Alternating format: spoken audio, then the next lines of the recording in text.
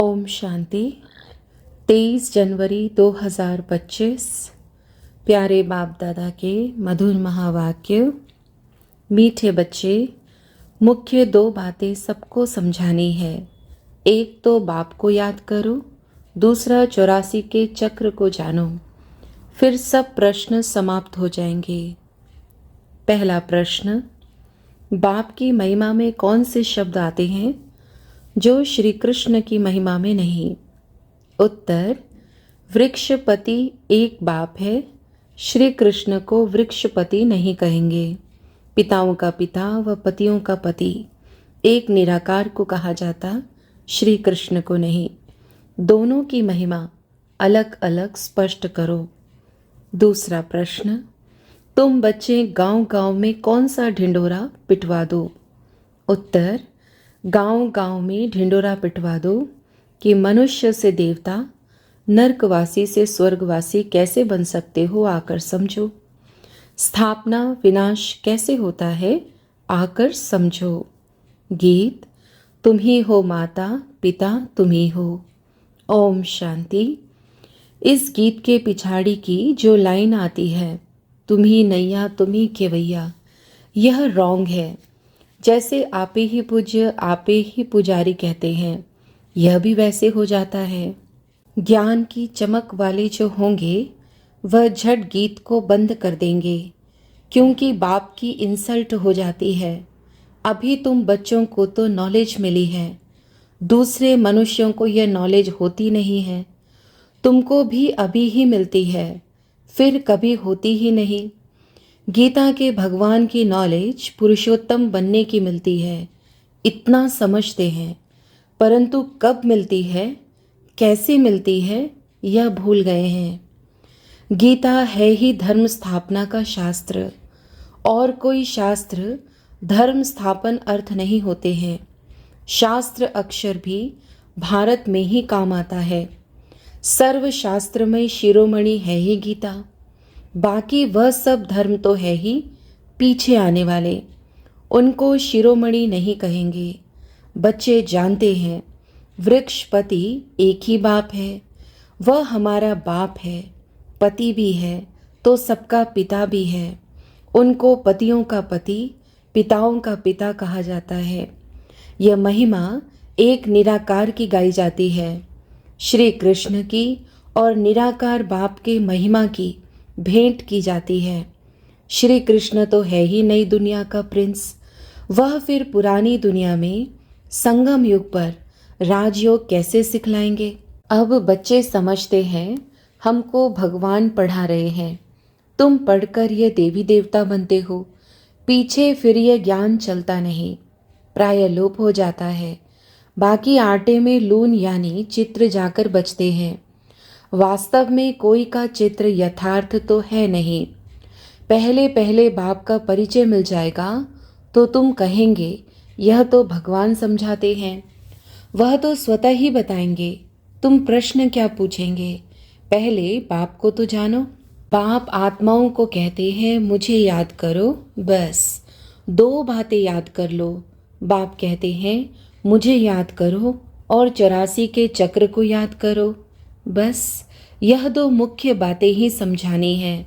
बाप कहते हैं तुम अपने जन्मों को नहीं जानते हो, ब्राह्मण बच्चों को ही कहते हैं, और तो कोई समझ भी ना सके। प्रदर्शनी में देखो कितनी भीड़ लग जाती है, समझते हैं इतने मनुष्य जाते हैं तो जरूर कुछ देखने की चीज है।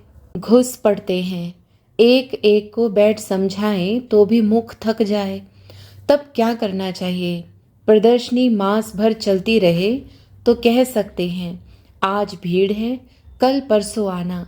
सो भी जिसको पढ़ाई की चाहना है अथवा मनुष्य से देवता बनना चाहते हैं, उनको समझाना है। एक ही यह लक्ष्मी नारायण का चित्र अथवा बैज दिखलाना चाहिए। बाप द्वारा यह विष्णुपुरी का मालिक बन सकते हो। अभी भीड़ है, सेंटर पर आना। एड्रेस तो लिखी हुई है, बाकी ऐसे ही कह देंगे यह स्वर्ग है, यह नर्क है। इससे मनुष्य क्या समझेंगे? टाइम वेस्ट हो जाता है। ऐसे तो पहचान भी नहीं सकते यह बड़ा आदमी है, साहूकार है या गरीब है। आजकल ड्रेस आदि ऐसी पहनते हैं जो कोई भी समझ ना सके। पहले पहले तो बाप का परिचय देना है। बाप स्वर्ग की स्थापना करने वाला है, अब यह बनना है। एम ऑब्जेक्ट खड़ी है। बाप कहते हैं ऊंचते ऊंच मैं हूँ, मुझे याद करो, यह वशीकरण मंत्र है। बाप कहते हैं मामेकम याद करो तो तुम्हारे विकर्म विनाश होंगे और विष्णुपुरी में आ जाएंगे। इतना तो जरूर समझाना चाहिए। 8-10 रोज प्रदर्शनी को रखना चाहिए।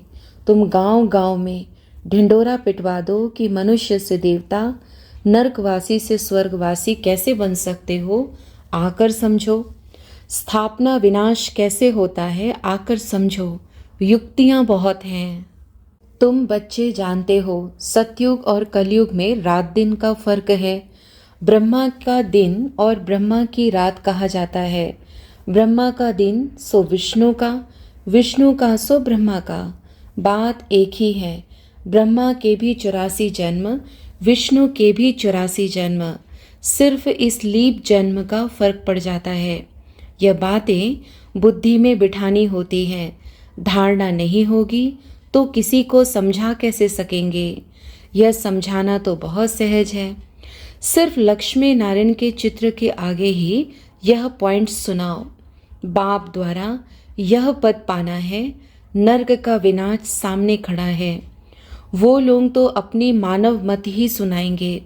यहाँ तो है ईश्वरीय मत, जो हम आत्माओं को ईश्वर से मिली है। निराकार आत्माओं को निराकार परमात्मा की मत मिलती है। बाकी सब है मानव मत। रात दिन का फर्क है ना। सन्यासी उदासी आदि कोई भी तो दे ना सके। ईश्वरीय मत एक ही बार मिलती है। जब ईश्वर आते हैं तो उनकी मत से हम यह बनते हैं। वह आते ही हैं देवी देवता धर्म की स्थापना करने। यह भी पॉइंट्स धारण करनी चाहिए जो समय पर काम आए। मुख्य बात थोड़े में ही समझाई तो भी काफ़ी है। एक लक्ष्मी नारायण के चित्र पर समझाना भी काफ़ी है। यह है एम ऑब्जेक्ट का चित्र। भगवान ने यह नई दुनिया रची है। भगवान ने ही पुरुषोत्तम संगम युग पर इन्हों को पढ़ाया था। इस पुरुषोत्तम युग का किसी को पता नहीं है, तो बच्चों को यह सब बातें सुनकर कितना खुश होना चाहिए। सुनकर फिर सुनाने में और ही खुशी होती है। सर्विस करने वालों को ही ब्राह्मण कहेंगे। तुम्हारे कच्छ यानी बगल में सच्ची गीता है। ब्राह्मणों में भी नंबरवार होते हैं ना। कोई ब्राह्मण तो बहुत नामी ग्रामी होते हैं, बहुत कमाई करते हैं। कोई को तो खाने के लिए भी मुश्किल मिलेगा। कोई ब्राह्मण तो लखपति होते हैं, बड़ी खुशी से नशे से कहते हैं हम ब्राह्मण कुल के हैं। सच्चे सच्चे ब्राह्मण कुल का तो पता ही नहीं है। ब्राह्मण उत्तम माने जाते हैं, तब तो ब्राह्मणों को खिलाते हैं। देवता, क्षत्रिय व वैश्य, शूद्र धर्म वालों को कभी खिलाएंगे नहीं। ब्राह्मणों को ही खिलाते हैं। इसीलिए बाबा कहते हैं तुम ब्राह्मणों को अच्छी रीति समझाओ। ब्राह्मणों का भी संगठन होता है, उसकी जांच कर चले जाना चाहिए। ब्राह्मण तो प्रजापिता ब्रह्मा की संतान होने चाहिए। हम उनकी संतान हैं। ब्रह्मा किसका बच्चा है वह भी समझाना चाहिए। जांच करनी चाहिए कि कहाँ कहाँ उन्हों के संगठन होते हैं। तुम बहुतों का कल्याण कर सकते हो। वानप्रस्थ स्त्रियों की भी सभाएं होती हैं। बाबा को कोई समाचार थोड़ी देते हैं कि हम कहाँ कहाँ गए। सारा जंगल भरा हुआ है। तुम जहाँ जाओ शिकार कर आएंगे, प्रजा बनाकर आएंगे, राजा भी बना सकते हो। सर्विस तो ढेर है। शाम को 5 बजे छुट्टी मिलती है। लिस्ट में नोट कर देना चाहिए आज यहाँ यहाँ जाना है। बाबा युक्तियाँ तो बहुत बताते हैं। बाप बच्चों से ही बात करते हैं। यह पक्का निश्चय चाहिए कि मैं आत्मा हूँ। बाबा परम आत्मा हमको सुनाते हैं। धारण हमको करना है। जैसे शास्त्र अध्ययन करते हैं तो फिर संस्कार ले जाते हैं, तो दूसरे जन्म में भी वह संस्कार इमर्ज हो जाते हैं। कहा जाता है संस्कार ले आए हैं। जो बहुत शास्त्र पढ़ते हैं उनको अथॉरिटी कहा जाता है। वह अपने को ऑलमाइटी नहीं समझेंगे। यह खेल है जो बाप ही समझाते हैं। नई बात नहीं है, ड्रामा बना हुआ है जो समझने का है। मनुष्य यह नहीं समझते कि पुरानी दुनिया है। बाप कहते हैं मैं आ गया हूँ। महाभारत लड़ाई सामने खड़ी है। मनुष्य अज्ञान अंधेरे में सोए पड़े हैं। अज्ञान भक्ति को कहा जाता है। ज्ञान का सागर तो बाप ही है।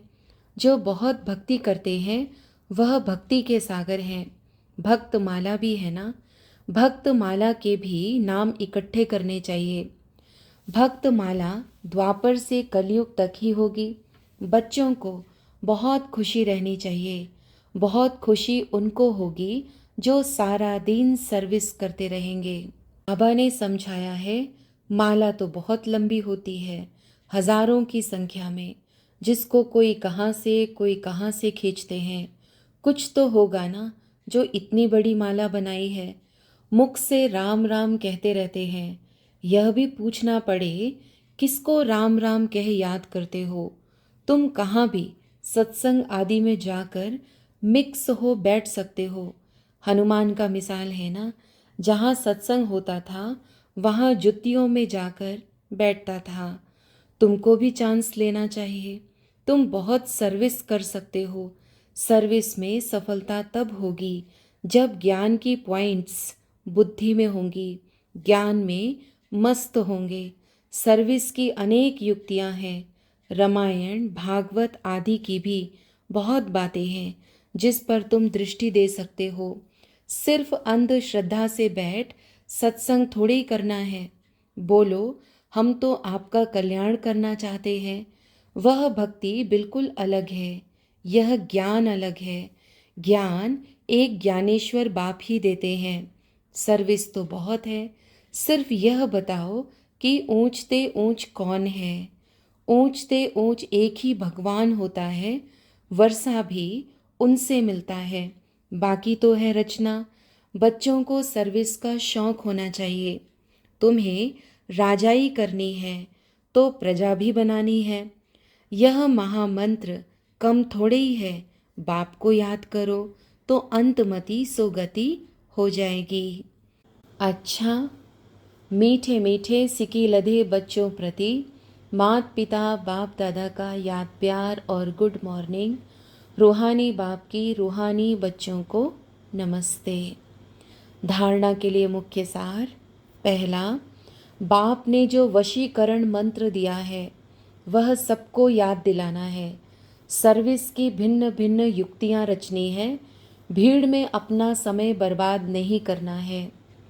दूसरा, ज्ञान की पॉइंट्स बुद्धि में रख ज्ञान में मस्त रहना है। हनुमान की तरह सत्संगों में जाकर बैठना है और फिर उनकी सेवा करनी है।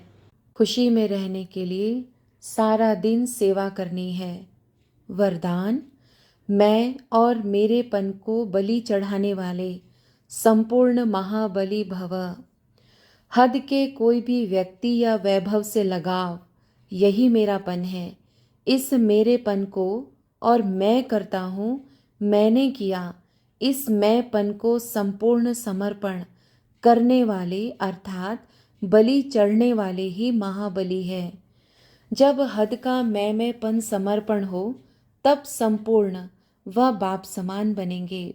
मैं कर रहा हूँ नहीं, बाबा करा रहा है। बाबा चला रहा है। किसी भी बात में मैं के बजाय सदा नेचुरल भाषा में भी बाप शब्द ही आए, मैं शब्द नहीं। स्लोगन, संकल्पों में ऐसी दृढ़ता धारण करो जिससे सोचना और करना समान हो जाए। अव्यक्त इशारे, अपनी शक्तिशाली मनसा द्वारा सकाश देने की सेवा करो। समय प्रमाण, अब मनसा और वाचा की इकट्ठी सेवा करो। लेकिन वाचा सेवा सहज है, मनसा में अटेंशन देने की बात है।